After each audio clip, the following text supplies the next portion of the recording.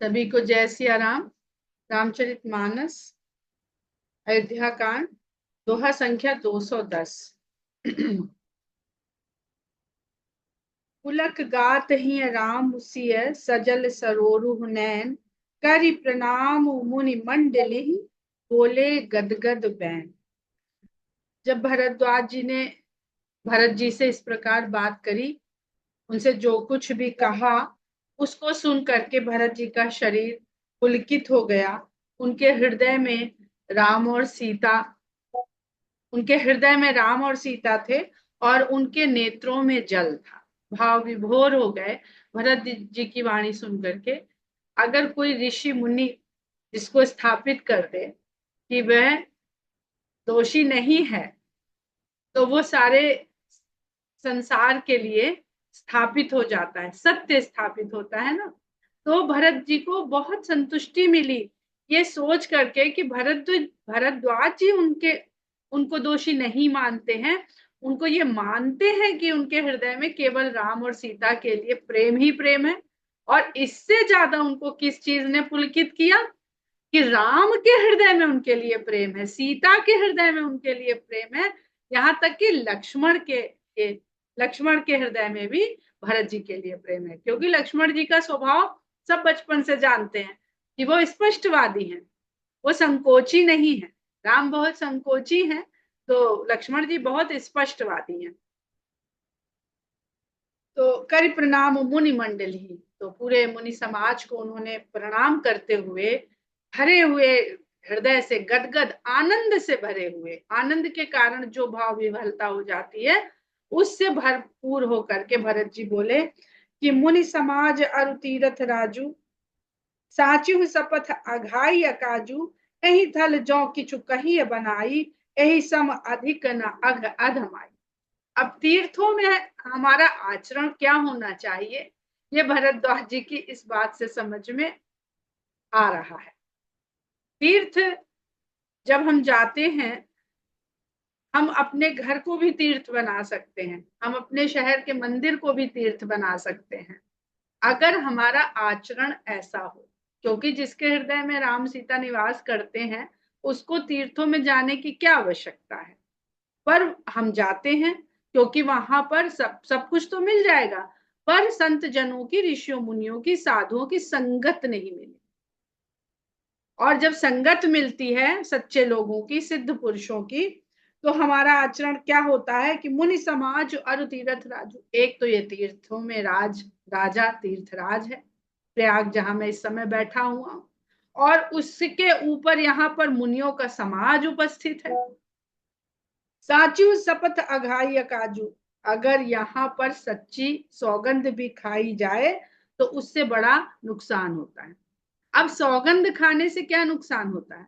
सौगंध व्यक्ति तब खाता है जब उसको ये लगता है कि या तो उसके द्वारा कही जाने वाली बात को सामने वाला असत्य मानेगा, तब वो सौगंध का सहारा लेता है, या उसको स्वयं के भीतर ये आत्मविश्वास नहीं होता है कि मैं जो कह रहा हूं वो मैं भी भीतर से वैसा ही समझ रहा हूं कि नहीं। तब वो सौगंध के द्वारा उसको एक सहारा प्रदान करता है। तो कह रहे हैं कि ऐसे स्थान पे तो सौगंध खाने से हानि होती है, क्योंकि यहाँ जो भी कहा और सुना जाता है वो केवल और केवल सत्य होता है और सब कुछ निस्वार्थ होता है। तीर्थ में इस, अब हाँ कान पकड़ के कहेंगे कि हम लोग अयोध्या हम बहुत महीनों तक इसीलिए नहीं गए कि हमें किसी का सहारा लेकर के अयोध्या जाना पड़े, कि हम किसी से फोन करके कह दें और हमें वहां दर्शन करवा दे। तो ये सोच के मेरी इच्छा नहीं करती। हम सच्चे मन से जाएं, जैसे हैं वैसे जाएं, हम जो हैं वो बन के जाएं। हम कोई ऊपर से आवरण ओढ़ के ना जाएं, और आवरण ओढ़ के जाएं और फिर वहां पे कहें नहीं हम तो पूरी भक्ति से आए, तो ये गलत हो गई ना बात। तो दोहरा कर्म हो गया, मुख से हम कुछ कर रहे हैं और हमारा कर्म जो है वो कुछ और हो रहा है। तो ये अपने आप में एक पाप हो जाता है, और तीर्थ में जाके हमने पाप किया तो उससे ज्यादा हानि होती है। हम संसार में रह के पाप करें तो उसका दोष कुछ और होता है। हम यहाँ पर बैठ के प्रदूषित जल पी रहे हैं क्योंकि हमको प्रदूषित जल ही प्राप्त है। लेकिन हम गंगोत्री में जाएं और यहाँ से बोतल में पानी भर के ले जाएं कि नहीं जी, हम तो अपने घर के नल का आरओ का शुद्ध पानी ही पिएंगे, हमारी नजरों में वही शुद्ध है। तो फिर हम वहां हमने अपमान भी किया, असत्य का भी आचरण किया, बहुत कुछ किया। तो इसी प्रकार वचन की बात भरत जी कह रहे हैं, यही थल जौ की छुपही बनाई। इस स्थान में आकर अगर हमने कुछ बना के कहा, बना के कहना का सब लोग मतलब समझ रहे हैं, कुछ भी बनावटी बात या बनावटी आचरण किया, यही सम अधिक न अघ अधम आई। इससे बढ़ के ना कोई अधर्म है और ना कोई पाप है और ना कोई नीच कर्म है। अब तीर्थों में आप जल की तो बात जाने दीजिए, तीर्थों में जाके सब खुले मन से मद्यपान भी करते हैं, एंजॉय करते हैं, तो उसका ही फल हम लोग देखते हैं कि वहां की जो ऊर्जा होती है, उस स्थान की ऊर्जा ही वहां पे जाने वाले लोग बदल देते। किसी को होता है कि नहीं, पर पता नहीं हमें कोई कुछ भी फील नहीं होता तीर्थ स्थानों के मंदिरों में जाकर, क्योंकि शायद वहां पे लोगों की, आप वहां से दूर हो जाइए, किसी पेड़ के नीचे चुपचाप बैठ जाइए तो आपको फिर भी अच्छा लगेगा, लेकिन जो महसूस कर पाएंगे वहां की ऊर्जा को। लेकिन भीड़, धक्का मुक्की या वीआईपी ट्रीटमेंट या पूजा के नाम पर जो पाखंड वहां पर हो रहा होता है, उसकी वजह से ईश्वर से, ईश्वरीय ऊर्जा से, स्वयं से कोई कनेक्शन नहीं हो पाता है, क्योंकि वहां पाप की अधिकता अधिक हो रही है। तो वो अन्य सामान्य स्थलों से भी अधिक वहां पर पाप का तेज बढ़ा हुआ है। तुम सर्वज्ञ कहूं सती भाव उर अंतर्जामी रघुराव। अब मैं बनावटी बात करूं या सौगंध खाऊं तो किसके लिए खाऊं? क्योंकि आप सर्वज्ञ हैं, सब कुछ जानने वाले हैं, और राम तो अंतर्यामी ही है।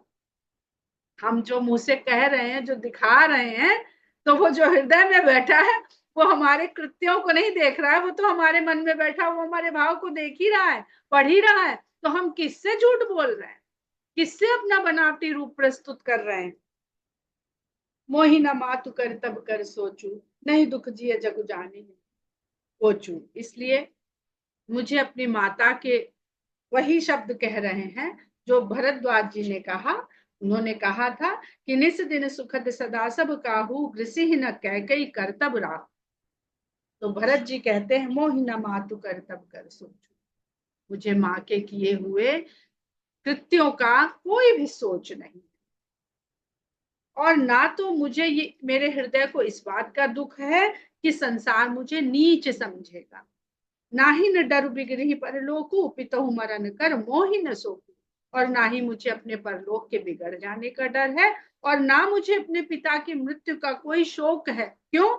सुकृत सुजस भरी भुवन सुहाए, लक्ष्मण राम सरिस सुत पाए। क्योंकि उनके पुण्य कर्म और उनका सुंदर यश तो पूरे लोकों में छाया हुआ है, दशरथ जी का। और ये तो सब जानते हैं कि जो कोई संसार में आया है, जिसका जन्म हुआ है, उसकी मृत्यु तो निश्चित ही है। और इस जन्म और मृत्यु के बीच में जो हुआ, वो ये हुआ कि लक्ष्मण राम सरिस सुत पाए, उन्होंने राम और लक्ष्मण जैसे पुत्र पाए, इतने पुण्य कर्म किए, और उन पुण्य कर्मों का यश सारे लोक में फैला हुआ है, तो उनके लिए शोक क्या करना?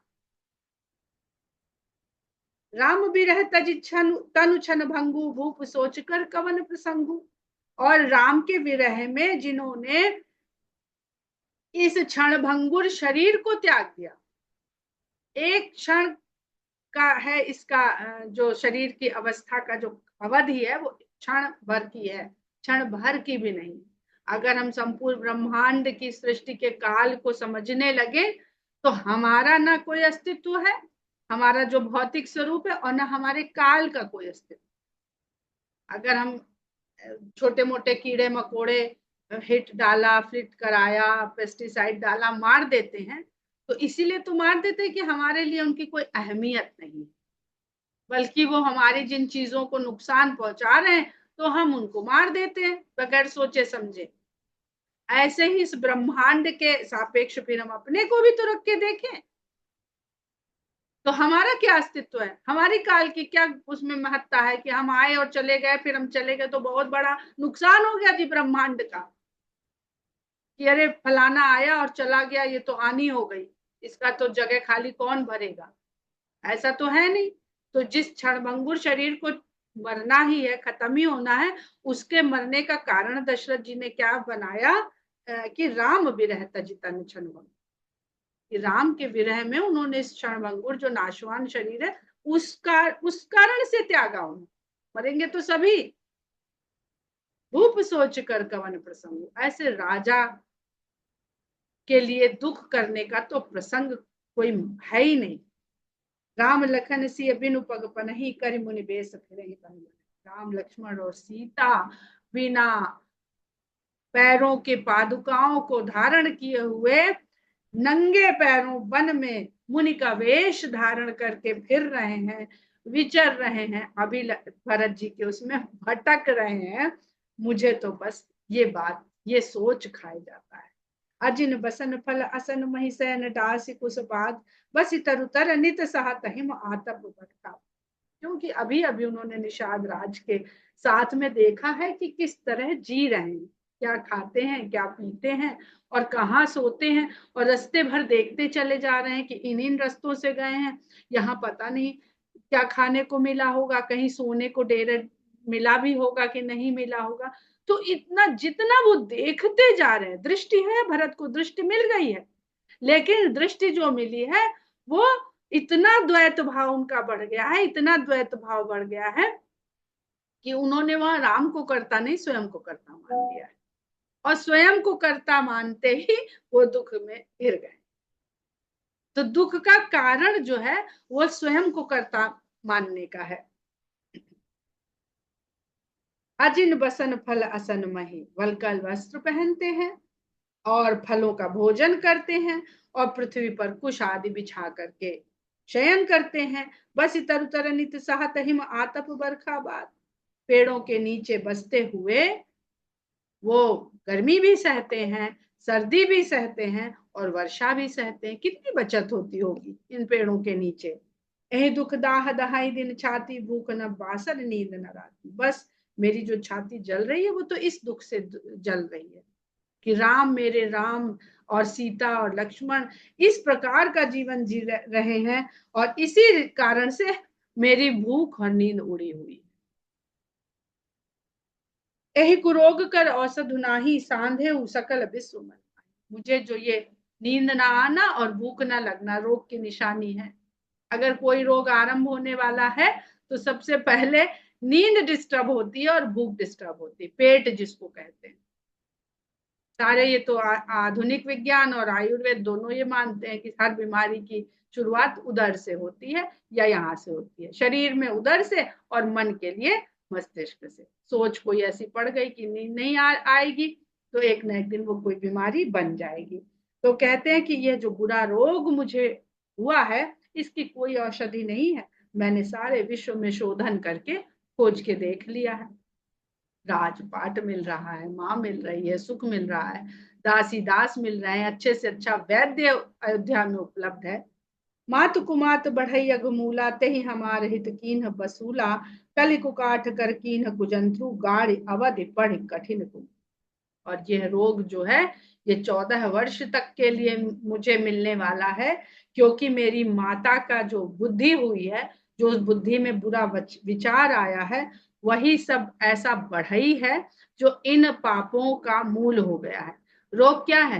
रोग किसी भी पाप का परिणाम है जो हमारे शरीर में आता है। सुख हमारे पुण्य का परिणाम है और रोग हमारे पाप का परिणाम। अब हमको, अगर हम पुनर्जन्म को नहीं मानते हैं तो वो पाप हमने कब किया है जिसके कारण हमको ये रोग हुआ है? विज्ञान कहता है कि जेनेटिकल इफेक्ट है, तो जेनेटिकल इफेक्ट ही क्यों हुआ तो बहुत बड़ी चर्चा हो जाएगी वो। इसलिए हम लोग सीधे सीधे जो मानस जो सिखा रही है उसी राह पे रहते हैं और कहते हैं भरत जी कि मेरी माता के बुद्धि में जो बुरा विचार आया वही इन सब पापों का मूल है।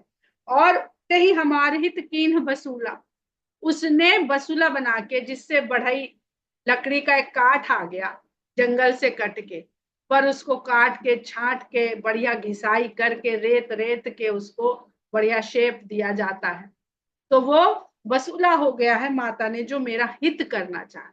मुझे तो उसने बड़ा सुंदर ढालना चाहा है, लेकिन कल कुकाठ कर कीन कुजंत्रु, लेकिन उसके इस यत्न ने ऐसा यंत्र बना दिया है उस लकड़ी से, और गाढ़ी अवध पर कठिन कुमंत्रु, और उस बने हुए यंत्र को उसने अवधि रूपी समय में बांध करके अयोध्या में गाड़ दिया है, जो उस अवधि तक मुझे इसमें जलाता ही रहेगा।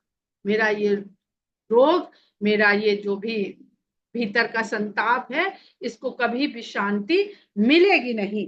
मोहि लगी यह कुठाट ते ही ठाठा, घाले सी सब जग पार है बात। और उसने ये सब बना के मुझे स्थापित कर दिया।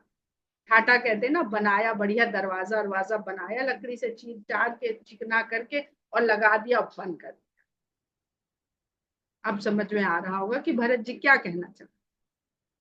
वो काठ का ठाठा बनाया, ठट्ठर तो हम सभी जानते हैं जो लगा देते हैं, पर ये ठट्ठर नहीं है, क्योंकि सुंदर दरवाजा नहीं है, इसलिए भरत जी इसको निकृष्ट ठट्ठर से इसकी तुलना कर रहे हैं। कोई आलीशान द्वार नहीं बना दिया नक्काशी करके। कैकेयी ने तो अपने हिसाब से किया है, पर भरत जी के लिए वो ऐसा ही है जिस ठट्ठर को उसने भरत जी के ऊपर ऐसे स्थापित कर दिया है, और यह स्थापित करके उसने सारे संसार को छिन्न भिन्न कर दिया है। सब लोगों, एक व्यक्ति को सुख देने की उसकी लालसा ने सारे व्यक्तियों को दुखी कर दिया है। मिटई कुजोग राम फिर आए, बसई अवध नहीं आन पाए। और ये जो बुरा योग लग गया है मेरे ऊपर, अयोध्या के ऊपर, सभी लोगों के ऊपर, सारे संसार। अब यहाँ पर दृष्टि देखने की बात है कि भरत जी की दृष्टि अभी अयोध्या तक है, और जबकि राम की दृष्टि पूरे संसार तक है। दंडकारण्य के लोग, लंका के लोग, किष्किंधा के लोग। तो यहीं से समझ में आता है कि हमारी दृष्टि ही तय करती है कि किसका कल्याण हो रहा है और किसका अकल्याण हो रहा है। तो भरत जी की दृष्टि इतनी तो विस्तृत हुई है कि उन्हें अयोध्या का दुख दिख रहा है, अपना दुख दिख रहा है, लेकिन राम के वन जाने के पीछे कितने लोगों का दुख दूर हो रहा है, ये अभी भरत जी नहीं देख पा रहे। कल हम लोगों ने जो नाटक देखा भगत सिंह, वो आप अगर उसको इस बिंदु से समझने का प्रयास करें तो बहुत जल्दी क्लियर हो जाएगा मैं नास्तिक क्यों हूं। तो उनकी दृष्टि जो है वो वही बाधित है, बंधित है, छोटी, पर हाँ एक आम आदमी से तो बड़ी है, एक आम आदमी से तो बड़ी है। आगे बढ़ते हैं, कहते हैं कि ये तो तभी कुजोग मिटेगा जब राम लौट करके आ जाएंगे वसई अवध, और आके अयोध्या में बस जाएंगे, इसके अलावा अन्य उपाय नहीं है।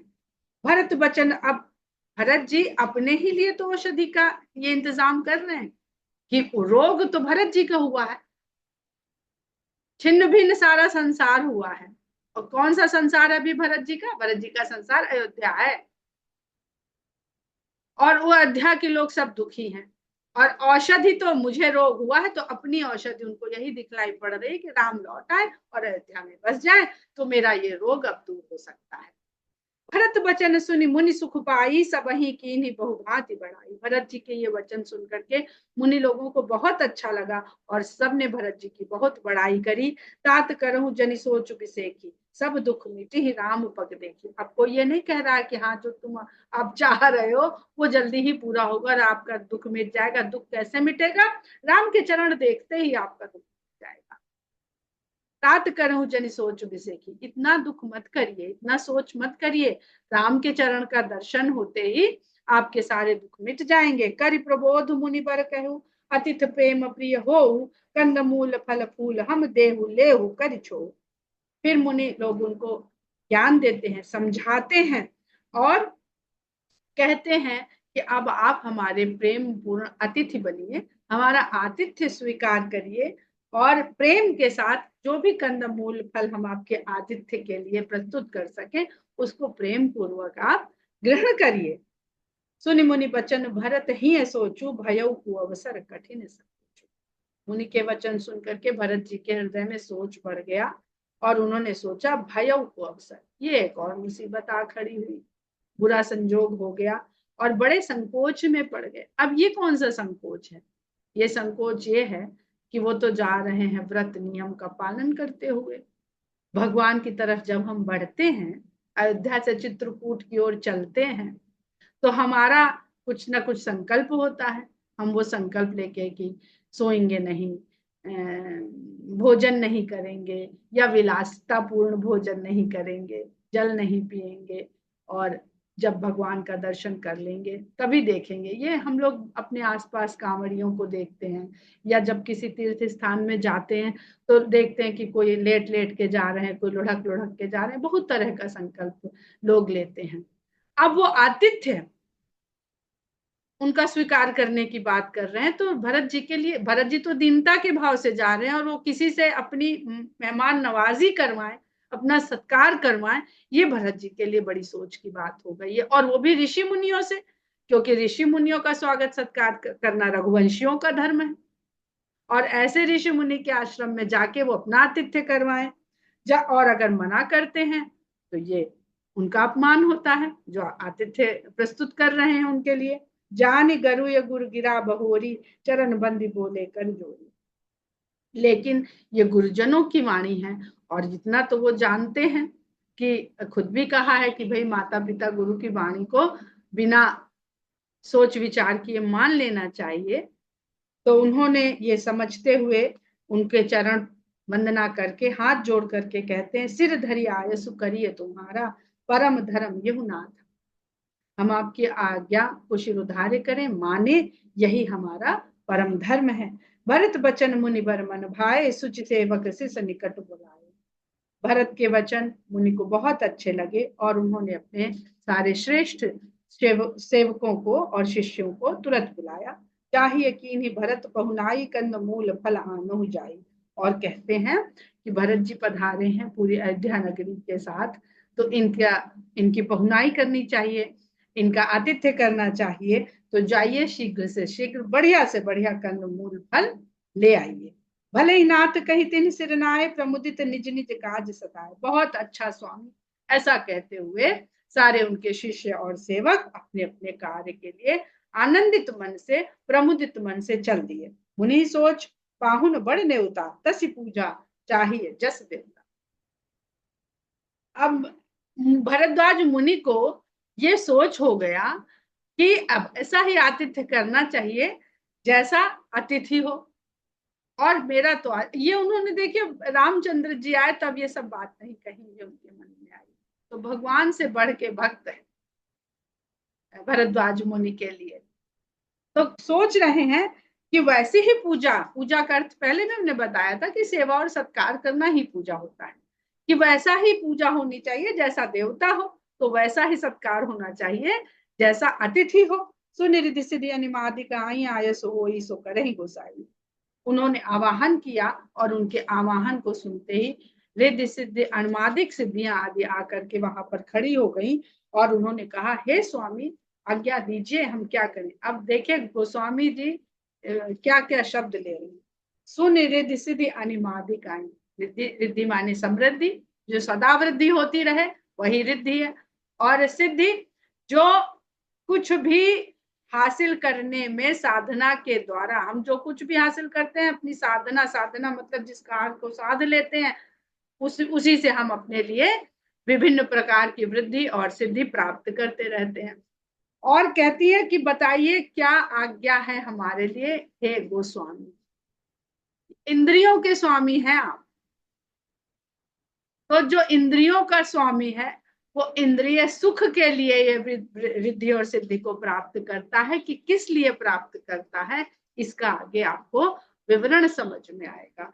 राम विरह व्याकुल भरत सानुज सहित समाज, पहुनाई करि हरहु श्रम, कहा मुदित मुनिराज।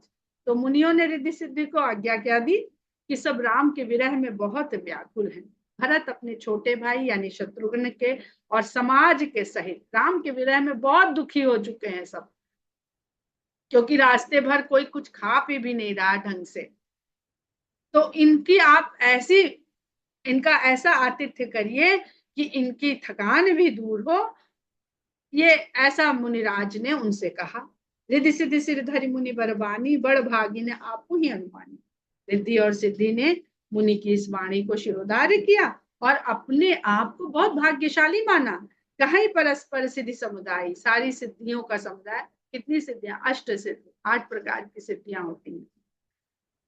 सारी सिद्धियां आपस में बात करने लगी कि अतुलित अतिथि राम लघु भाई, आज हमें किसकी सेवा करने का अवसर मिल रहा है? राम के छोटे भाई भरत जी का स्वागत करने का, उनका आतिथ्य करने का, उनकी सेवा में लगने का अवसर मिल रहा है। तो इसका अर्थ क्या है कि संसार में जो जितना भी सुख वैभव संपन्न सुविधा है, वो भगवान के भक्त के लिए सहज सेवा करने को इच्छुक रहती है, स्वयं उपलब्ध रहती है, अपने को कृतार्थ मानती है कि इनकी सेवा करने के लिए सृष्टि में हमें रचा गया, सुख सुविधाएं सब इस सृष्टि में है तो भोग करने के लिए है, पर वो किसके द्वारा भोगी जाए तो उनको संतुष्टि मिलती है, आनंद मिलता है, वो है भगवान के भक्त। आगे और स्पष्ट होता जाएगा।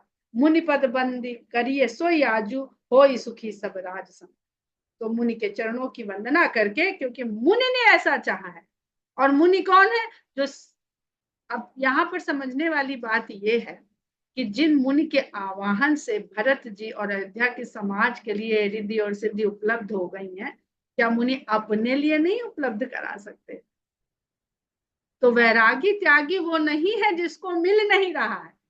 वैरागी त्यागी वो है जो पा सकता है और नहीं भोग रहा है। बाकी तो मजबूरी है ही नहीं, तो हम वैरागी त्यागी बने बैठे रहते हैं। सब उपलब्ध हो और हमारी इच्छा उस भोग की तरफ ना हो, ये है वैराग्य। तो कहती है मुनि की वंदना करके सब अपने हो ही सुखी सब राज समाज। आज वही करा जाए जो मुनि ने कहा है, जिससे सारा राज समाज सुखी हो जाए। अब ये राज समाज क्या क्यों कह रही है? क्योंकि वो चाहती है, ये सब अयोध्या से आए हैं, इनको राजभवन की तरह का सुख मिलना चाहिए, क्योंकि तो राज समाज है। अब सुख वैभव जिसकी तरफ बढ़ता है ना, वो ये सोच के बढ़ता है कि ये राम समाज नहीं है, ये राज समाज। क्योंकि सुख सुविधा जो चाहेगा वो राज समाज है, वो राम समाज नहीं है। क्योंकि राम तो स्वयं ये सब छोड़ के उधर बढ़ गए हैं जहां हम हैं नहीं। तो जो राम का अनुरागी होगा उसके लिए तो हमारी आवश्यकता ही नहीं है। आवश्यकता उसके लिए है जो राज समाजी है। अस कही रचे रुचिर गृह नाना, जही बिलोक बिलखा ही विमाना। ऐसा आपस में बातचीत करके उन्होंने निर्णय लिया और ऐसे सुंदर सुंदर ग्रह वहां पर रच दिए, जिनको देख करके विमान भी बिलखने लगे। बड़े बड़े लोगों के जहाजों की सुविधा देखिए, हम लोग के घर में नहीं होती जैसी उनके जहाजों में होती है। तो विमान से देवता जब चलते हैं तो उस विमान में ऐसी सुविधाएं होती हैं जो उनके भवन में रहें, उनको ये ना लगे कि हम विमान में आए तो हमको आज ये चीज नहीं मिल रही है। तो वो भी बिल खाने लगे। भोग विभूति भूरी भरी राखे, भोग की एक से एक श्रेष्ठ सामग्रियां भर भर के वहां पे रख दी गई। देखत जिन्हें अमर अभिलाखे, जिनको देख के देवता लोग अभिलाषा करने लगे। हम लोग को लगता है ना कि जो जो हम देख रहे हैं, जो हम जान रहे हैं, बस यही है। अब इसको समझने के लिए आप जरा 100 साल पीछे चले जाइए। 100 साल पीछे संपन्नता क्या थी? हमारे पास बढ़िया हवेली है और बैलगाड़ी 10-12 ठो बाहर खड़ी है, उनको हाँकने वाले खड़े हैं, वो बड़ा संपन्न व्यक्ति होता था। घर में चूल्हा है, 4-6 चूल्हे हैं, भंडारों में लकड़ियां भरी हुई हैं, भंडारों में अनाज भरा हुआ है, यही संपन्नता है। कपड़े के पंखे लगे हैं, उनको डुलाने वाला सेवक बैठा हुआ है, यही संपन्नता है। अब अगर उसको कहीं से दिखा दिया जाए कि देखो भाई 100 साल बाद का ये दृश्य देख लो मॉनिटर पे जरा, ये आदमी है तो ये देखो बढ़िया ऐसी गाड़ी में बैठता है, भर से निकल जाती है बिना सॉन्ग करके और 10 मिनट में कहां से कहां पहुंच जाती है, और देख लो ये बटन दबाया और एसी चलने लगा, तो अभिलाषा होएगी कि नहीं उन लोगों के मन? अरे ये तो सुविधा हमें मिलती तो बढ़िया रहता। तो देवता जिन सुख सुविधाओं को भोग रहे हैं, सुख सुविधा समझ रहे हैं, उतनी ही नहीं है। हम लोग जिन सुख सुविधाओं को आज भोग रहे हैं, 100 साल पहले लोग उसकी कल्पना नहीं कर सकते थे, तो अभिलाषा कहाँ से करते। तो और सिनेमा में हम लोग देखते थे तो कहते थे, अब हम लोग कहते हैं ना, जो सिनेमा में दिखाते वो एक दिन होने लगता है, चाहे वो संस्कृति हो, सभ्यता हो, रहन सहन हो, कपड़े लत्ते हो, या सुख सुविधा। तो वही चीज यहाँ पर है कि देवता लोग भी, अच्छा ये भी है, ये भी उपलब्ध हो सकता है, तो उसकी अभिलाषा देवता करने लगते हैं। दासी दास साजु सब लीन है, जोगवत रहा ही मन दीने। दासी और दास सारा सामान लेकर के सबके सामने खड़े हुए हैं, और जोगवत रहा ही मन दीने, और ऐसे देख रहे हैं, मन ही मन उनको देखे कि ये कब कुछ कहें और हम इनके लिए प्रस्तुत कर दें। सब समाज सज सिद्धि पल माही, जय सुख सुरपुर सपने हुनाही। इन सिद्धियों ने सारे समाज को पल भर में इस तरह सब सामग्रियों से भर दिया, उन सुख सुविधाओं से भर दिया जो देवताओं के नगर यानी स्वर्ग में भी नहीं। प्रथम ही बास दिए सबके ही, सुंदर सुखद जथा रुचित ही। सबसे पहले तो उन्होंने उन लोगों को निवास दिए, जहां जिसकी जैसी रुचि आई वैसे वैसे स्थान में उन्होंने उनको निवास दिया। यहाँ पर जो अणिमादिक सिद्धि बताई गई है, अणिमादिक से अणिमा सिद्धि होती है छोटे में बड़े को भर देना, अणु के भीतर बहुत ज्यादा शक्ति को भर देना। तो ये हम लोग विज्ञान पढ़ने वाले जानते हैं कि एक अणु के भीतर बहुत ऊर्जा होती है। उस सिद्धि के द्वारा भरद्वाज जी का आश्रम बहुत छोटा सा आश्रम, एक छोटे से स्थान में है, तो ऐसी सिद्धि है कि वो अपने छोटे से स्थान से भी इतना बड़ा सत्कार वहां पर उपलब्ध करा सकते हैं। अणिमादिक सिद्धि का प्रयोग जो है हनुमान जी ने बहुत बार किया है, और लोगों ने भी किया होगा, पर मानस के द्वारा हम लोग हनुमान जी को ही देखते हैं कि वो अणु के रूप में प्रवेश करते हैं लंका में, वो अणिमादिक सिद्धि का ही। अब यहाँ पे ये भी कंफ्यूजन होता है कि उनको तो सीता जी ने दी थी कि अष्ट सिद्धि नवनिधि के दाता, तो वो पहले कैसे अणु स्वरूप लेकर के चले गए। तो सब जगह सब कुछ व्याप्त है, भक्त भगवान के द्वारा दिया गया उसे मानता है। इस मनुष्य के अंदर, इस जितने भी मनुष्य बनाए हैं भगवान ने, सबके अंदर सब सारी सामर्थ्य दी है, पर हम उसे अपना ना मान करके भगवान के द्वारा या सीता माता के द्वारा दिया हुआ जानते हैं और मानते समझते हैं। बहुरी सपरिजन भरत कहूँ, ऋषि अस आयसुदीन, विधि विस्मय दायक विभव मुनि बर तप पर। बहुरी सपरिजन भरत कहूँ, ऋषि अस आयसुदीन। ऋषि ने फिर ऐसी आज्ञा दी कि भरत जी को अपने परिवार सहित विधि विस्मयदायक, जो विधाता के लिए भी विस्मय करने वाला हो, ऐसा वैभव मुनि ने अपनी तपस्या के बल से भरत जी और भरत जी के परिवार समाज को। अगर भरद्वाज मुनि भरत जी के समाज और परिवार के लिए ये दे सकते थे, तो क्या अपने लिए नहीं उपलब्ध करा सकते। वही कि ऋषि मुनि साधकों को वो शक्ति तो मिलती है, और बहुत हम लोग देखते हैं कि ऐसे सिद्ध जनों का लोग बहुत ज्यादा उनके भक्ति में, उनके चरणों में बैठ करके बहुत सारे सुख सुविधा प्राप्त करते हैं, वैभव प्राप्त करते हैं। बहुत आजकल युग में तो सब गुरु कृपा ही इसी को समझते हैं, जब वो वैभव और सुख सुविधा का जीवन जीने लगते हैं और अपने गुरु की बहुत सराहना भी करते हैं। पर ये रिद्धि सिद्धि जो है, ये सबको चक्कर में डाल रही होती है, ये उस गुरु को भी चक्कर में डाल रही होती है, और उस गुरु के शिष्य को भी चक्कर में डाल रही होती है, और कृपा का एक ऐसा झूठा रूप प्रस्तुत कर रही होती हैं जो क्षणभंगुर होता है, जो सदा सुखदायी नहीं होता है। कौन सी कृपा असली कृपा है, कौन सी गुरु की कृपा और उसके शिष्य के द्वारा या भक्त के द्वारा किस चीज का ओढ़ लेना अपने ऊपर, ये दिखाना है, वो आचरण होता है वास्तविक। आजकल तो गुरु भी फंस जाते हैं, मतलब सिद्ध लोग भी फंस जाते हैं अपने वैभव और अपने, ऐसा नहीं है कि उन्होंने सिद्धि नहीं हासिल की, उन्होंने सिद्धि हासिल करके उस वैभव को प्राप्त किया है। मुनि प्रभाव जब भरत बिलोका, सब लग लगे लोकपति लोका। मुनि के प्रभाव को जब भरत जी ने देखा तो उनको सारे लोकपतियों के लोक भी छोटे लगने लगे। सुख समाज नहीं जाई बखानी, देखत बिरत बिसारहि ज्ञानी। सुख समाज का ऐसा वहां पर फैलाव हो गया जिसका बखान नहीं किया जा सकता है, जिसको देखते ही ज्ञानी भी अपनी विरक्ति को त्याग दे, भूल जाए। और वहां सब ऋषि मुनि त्यागी वैरागी लोग रह रहे हैं, वो भूल जाएं तो वो तो पहले भी उपलब्ध हो सकती थी उन्हें। आसन शयन सुबसन बिताना, वन बाटिका भी, एक से एक सुंदर आसन, एक से एक सुंदर शयन करने के साधन। जबकि भरत जी तो बेचारे दुखी इसलिए हैं कि उनके राम और सीता साथरी पे सो रहे हैं, ऐसे भरत जी को उन्होंने इस तरह के शयन करने के बिस्तर उपलब्ध कराए दिए। सुबसन बिताना, सुंदर वस्त्रों से तने हुए वितान, वन बाटिका विहग मृगनाना, सुंदर बागीचे, उसमें सुंदर पशु विचरण करते हुए। सुरभि फूल फल अमीय समाना, ये संसार है, जो संसार की सुंदरता सुख सुविधा उसका वर्णन हो रहा है कि ऋषि मुनि तप के बल से साधन स्वयं भी उपलब्ध कर सकते हैं और अपने शरण में आए हुए लोगों को भी उपलब्ध करा सकते हैं। विमल जलाशय विविध बिताना, विभिन्न प्रकार के जलाशय, और जिसमें बहुत सारे विधान, बहुत सारे ढंग से बने हुए जलाशय।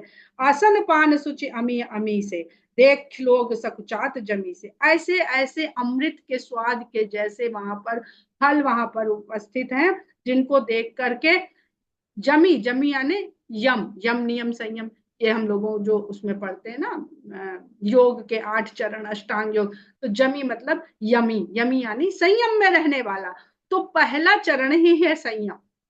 वो लोग भी डिग जाए, सब कुछ पढ़ रहे यार, बेकार में धारण कर लिया ये यम नियम, हमने जो है संयम को ओढ़ लिया, कितना कितना तो बढ़िया यहाँ उपलब्ध है। तो ये संसार की बात हो रही है और जीव की बात हो रही है कि भक्ति के मार्ग पर जब आप चलते हैं तो क्या चीजें आपको आकृष्ट करने के लिए पहले आती हैं, क्योंकि भक्ति का फल कुछ तो मिलेगा ना। तो भक्ति का फल सुख वैभव के रूप में मिलता है, हम उसको प्राप्त करके सुखी हो जाते हैं, या हम उसको तृण समझते हैं, कुछ नहीं समझते और आगे बढ़ जाते हैं कि हमने इसके लिए तो नहीं किया था। सुर सुर भी सुर सुर तरु सबही के, लख्य विलास सुरेश सची के। सबके पास अपने अपने कामधेनु और कल्प वृक्ष उपलब्ध हैं, जितने अतिथि वहां पर हैं, जिसको देख करके इंद्र